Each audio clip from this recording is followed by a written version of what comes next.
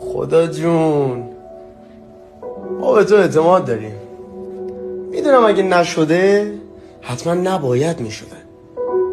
میدونم اگه ندارم حتما نباید داشته باشم. میدونم اگه رفته حتما باید میرفت.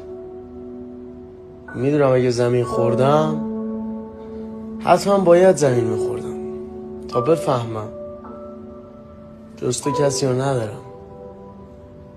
تا بفهمم اگه گرفتی میخواستی بهترش بدی، اگه دری رو بستی میخواستی در قشنگتری رو باز کنی. ما راضیم به رضای تو، بنده توییم. جستم هیچ کس رو ندارم. حالا هر چقدر میخوای ما رو امتحان کن